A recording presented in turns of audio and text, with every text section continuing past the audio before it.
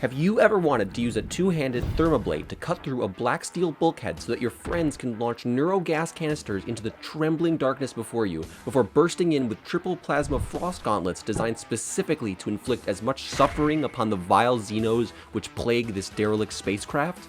Well, what if I told you you don't even need one of those many objects I listed, and all you need is this piece of paper that I'm going to sell you right now? Today, I'm going to be talking about Dead Serious, a one-page TTRPG that I created to be pure, unfiltered fun with your friends. In the game, you play as knockoff space marines called Dread Butchers and have to remain completely serious at all times because if you break character and laugh, you explode. It's simple and rules light, so you don't need any setup unless you want some atmosphere, maybe like a fog machine. Everyone knows cool people emit low rolling fog. I actually get a lot of complaints about all the fog buildup around me. That's my problem though. I had the idea while being unsatisfied with other one-page TTRPGs that I was looking at and the cold, bony systems of TTRPGs in general, I guess. From a design perspective, TTRPGs are really, really bizarre. You have rules that define literally everything. Swim speeds, race, species, class, attacks, all kinds of stuff, you name it.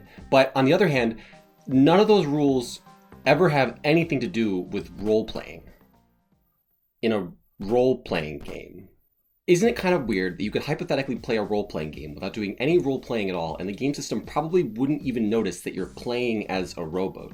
This isn't meant as a damning critique of the genre. The rules are still setting the stage for roleplay, and it's not easy to systematize natural human conversation without inserting charisma checks everywhere. But one-page TTRPGs are supposed to be stripped down systems to focus even more on that gooey green center of roleplay, and while their mechanics often come closer to finger touching with roleplaying, they often still don't notice if you're playing as a rowboat. That's fine though, because unlike other games, in TTRPGs the system isn't alone. It gets the help of an actual human brain that dedicates hours out of its week to crafting an adventure for their players and then manages it in real time. It's because of the Game Master that the concept behind a one-page TTRPG is even possible. You can simplify a game which generally contains tomes of information and lore down to just one single page. That says something about how much more important the Game Master is than the game itself. Human beings aside, I needed to create a core system where the role-playing that you did was directly tied to your failure and success without having to translate a person's beautiful role-playing performance into a number on a die roll. But I needed a way to take the usually subjectively judged ability to roleplay and add clear parameters for failure and success. So I just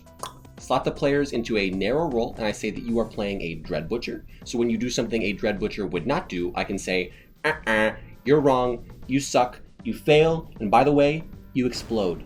And that is the only way to fail. As for the rules, Dread Butchers are perfect in every single way, and they would never, ever, ever fail. If a Dread Butcher declares that they decapitate the filthy Xeno and then stomp on its head as it hits the titanium floor, then that simply happens. So your only failure condition is if you do something a Dread Butcher wouldn't do, say something a Dread Butcher wouldn't say, or break character and laugh. Dread Butchers do not laugh, and if you do, you might spontaneously explode. The actual functions of the game beyond that are little more than a framework and structure for the roleplay. The most numbers actually come into play is when you do break, your chance to explode increases and you roll dice to see if you actually do explode. The role-playing framework is more or less as follows. Dread Butchers, of course, cannot fail and always succeed at doing anything and everything they describe. They also don't do anything boring and would never just walk into the next room. They must embellish all of their actions with excessive sci-fi nonsense and badassery. For example, a real Dread Butcher would approach the sealed door, scanning it with their wrist sonar for weak points to place their thermo-nano drill, weakening the door just enough to rear back and kick down before bursting through the smoldering doorframe into the darkness, clearing the space for hostiles. For the sake of these embellishments, Dread Butchers may assume that they are carrying any and all gear that they can imagine. Dread Butchers cannot show empathy, hesitation, or any other emotion. And lastly, Dread Butchers especially cannot laugh. Really the only thing left to say is that if any of that sounded fun to you, to go play the game yourself. You only need a couple dice and something to pass out as trackers for might explode chance. I mean, I use homemade bombs, but if you know, like baubles, Cheerios, little things like that work, anything kind of goes. One of my friends ran a game once where we had to break into an evil villain's lair and he was on the intercom the entire time taunting us about how we would never defeat his evil robotic monkeys, and that was just incredible because it gave him this voice in the game which he could use to taunt and push us onwards and try to get us to break. Once I even had my players retrieve the stolen Krabby Patty formula from Bikini Bottom after Plankton had stolen it, and that went, about as well as you could have expected. The rules are on screen, and I'll have some kind of link in the description to a PDF or a PNG. The details I don't think are that important.